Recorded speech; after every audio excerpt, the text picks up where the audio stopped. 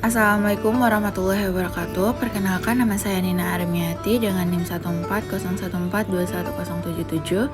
Di sini saya ingin menjelaskan tentang sistem pernapasan dan peredaran darah pada makhluk hidup.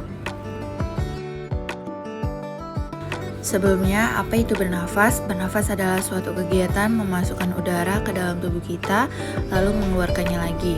Udara yang kita hirup yaitu oksigen, sedangkan udara yang kita keluarkan yaitu adalah karbon dioksida. Selanjutnya, kita akan membahas sistem pernapasan pada manusia. Pernapasan pada manusia menggunakan beberapa alat, yaitu hidung, tenggorokan, dan paru-paru. Oksigen dihirup melalui jalan pernapasan, yaitu hidung, selanjutnya berjalan ke tenggorokan, kemudian masuk ke paru-paru. Yang pertama, hidung. Hidung merupakan alat pernapasan manusia sebagai ventilator menuju ke paru-paru. Fungsi khusus hidung sebagai alat penyaring udara yang masuk ke dalam paru-paru. Di dalam hidung terdapat bulu-bulu halus dan lendir gunanya untuk menyaring kotoran yang masuk. Selain bernafas menggunakan hidung, manusia juga dapat bernafas dengan mulut. Namun pernapasan melalui hidung lebih baik daripada bernafas dengan mulut. Tenggorokan. Tenggorokan memiliki fungsi utama yaitu tempat untuk keluar masuknya udara.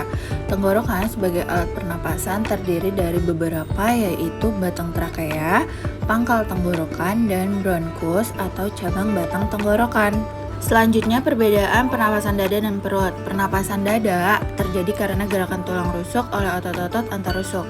Pengambilan udara terjadi saat otot antarusuk berkontraksi sehingga tulang rusuk terangkat ke atas menyebabkan rongga dada dan rongga paru-paru membesar. Sehingga pengeluaran udara terjadi saat otot antarusuk berrelaksasi atau mengendur.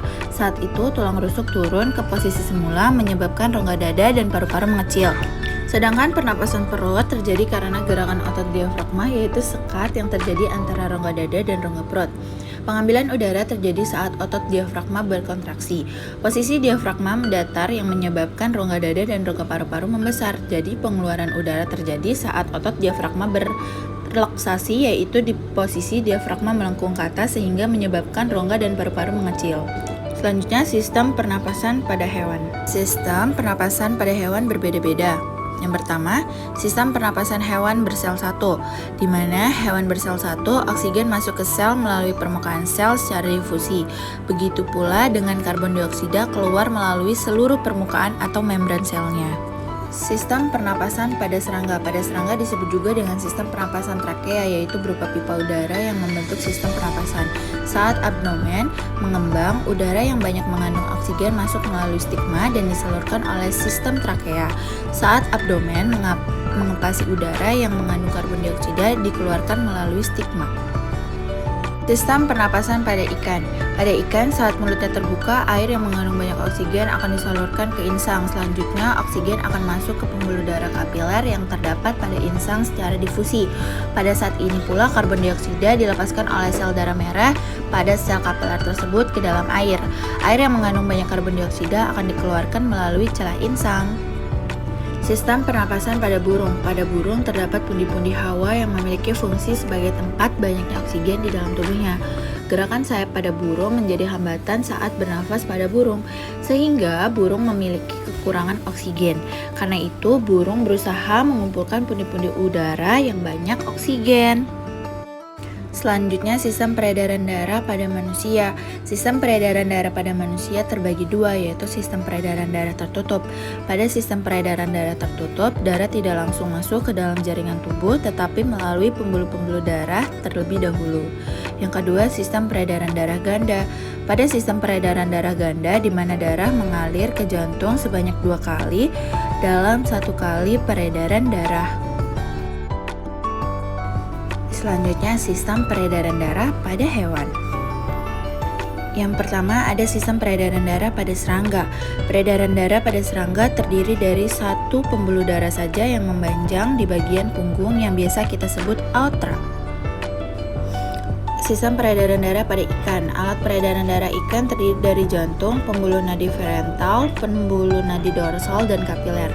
Sistem peredaran darah pada ikan yaitu adalah sistem peredaran darah tubuh tertutup karena darah hanya 1 kali masuk ke jantung dalam 1 kali peredaran darah dan darah selalu berada di dalam pembuluh darah.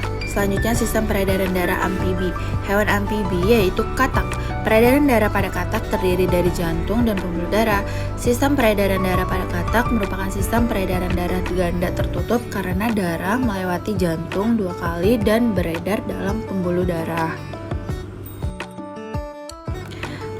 Sistem peredaran darah reptil. Alat peredaran darah reptil terdiri dari jantung dan pembuluh darah. Selanjutnya peredaran darah burung. Sistem peredaran darah burung hampir sama dengan sistem peredaran mamalia. Alat peredaran darahnya yaitu adalah jantung dan pembuluh darah.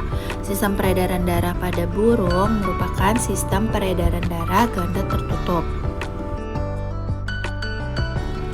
Sistem peredaran darah mamalia. Sistem peredaran darah mamalia umumnya sama seperti manusia.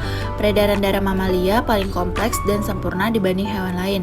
Alat peredaran darahnya terdiri dari jantung dan pembuluh darah. Nah, sistem peredaran darah pada mamalia merupakan sistem peredaran darah ganda tertutup.